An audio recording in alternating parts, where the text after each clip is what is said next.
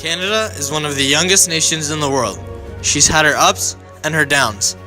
In this series, we're taking you through the growth of Canada. In this episode, the 1920s, better known as the Roaring Twenties.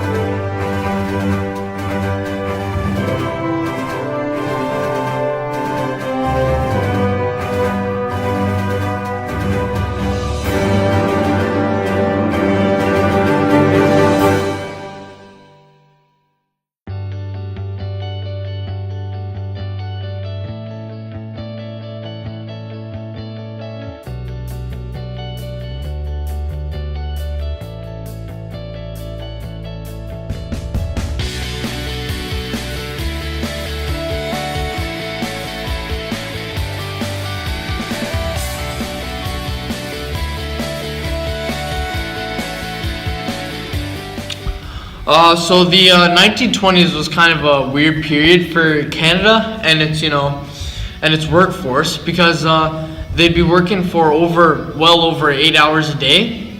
They'd get maybe 2-3 breaks at the most, and they'd be paid in today's currency. They'd be paid around $40 a week, and they had to support their family with that. So it was hard, and they wanted change. So yeah. Money, less hours, more money, less hours, more money, less hours, more money. As you can see, many citizens fought for proper wages and good working hours. One of these incidents were the Winnipeg General Strike. A large amount of immigrants settled in Winnipeg, especially in a place known as the North End. They wanted better working conditions. On May 1st, the Building and Metal Trades Councils in Winnipeg went on strike. They wanted good wages at 85 cents per hour, an 8-hour day, and the right to bargain collectively for working conditions. Later, 30,000 other workers went on strike. It quickly turned into a general strike, and almost all industries and services shut down. Even the police supported the strike, but agreed to stay on duty. Winnipeg officials were determined to stop the strike. Newspapers were aggressive against the strike as well. Winnipeg then made changes to the criminal code. It said any foreigner suspected of being part of the strike could be arrested and deported without a trial. Ottawa sent troops and machine guns to Winnipeg. There were downsides for the protesters. There wasn't any strike pay, so families weren't getting any income. The strike dragged on 37 days, and on June 21st, violence started to erupt. Protesters started turning over streetcars and setting them on fire. The mountain police charged the crowd and guns were fired. 1 man was killed and 30 were injured. Hundreds were arrested.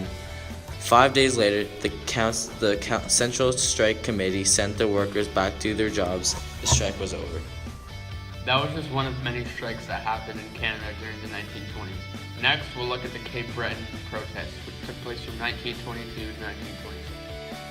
The Cape Breton labor wars of the early 1920s represented an intense local episode of class conflict similar to the Winnipeg General Strike in 1919. In such conflicts, militant unions, often led by radical leaders, were attempting to change the balance of power in Canadian industry by insisting on union recognition and improved living standards for the workers. In Cape Breton, despite an early defeat in 1909, the coal miners had won recognition of District 26, United Mine Workers of America, in 1919. Their main antagonist was the Montreal-based British Empire Steel Corps, which dominated the coal and steel industry in the Maritimes after 1920. Unfortunately, this company faced problems in maintaining traditional markets in central Canada and in surviving its own financial management. Determined to save costs by reducing wages, the company met strenuous resistance from its employees. In the closely knit single-industry towns of Cape Breton, the unions benefited from a network of local loyalties, such as the widely shared Scottish background of coal miners and their support for labour parties, cooperatives, and workers' control in industry. Dramatic confrontations followed, and 3 major strikes accounted for more than 2 million striker days. There were also a large number of short, local strikes, often over work discipline and managerial authority in the mines. At the company's request, provincial police and federal troops were ordered into the coal and steel towns. Those were all the labor issues of Canada in the 1920s. Next, we'll be looking at the economy of Canada in the 1920s and how it went from boom to bust to boom. At the end of the First World War, Canada transitioned from a war-based full production economy to a peacetime balanced supply and demand economy. This brought about a slump in the economy which lasted for a short period while things returned to normal.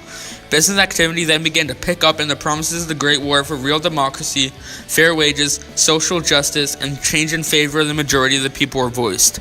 Labor movements sprung up, farmers' coups were created, and a general shift from a rural-based economy to an urban-based one began. Canada's business and economic trends followed those of the U.S., and a general economic boom began to pick up speed as the 20s progressed. This was not an even or fair boom, as some parts of the country did not enjoy or reap the benefits of the growth. The federal government began to pull out of the large wartime programs and by default left the general economy to business. As prosperity increased and no levels of government saw fit to regulate the private sector too intensely, a belief that business knew best became pervasive through the country. By 1928, the booming U.S. economy was affecting Canadian businesses. It was encouraging Canadian workers to meet the demand. Agriculture boomed at the back of the wheat sector. Canadian wheat exporters exploded, going to the Soviet Union because Stalin was starving everyone. Canada had become the largest wheat exporter in the world. This boom period was stopped at the end of October of 1929, when the stock markets in Canada collapsed and the Great Depression began.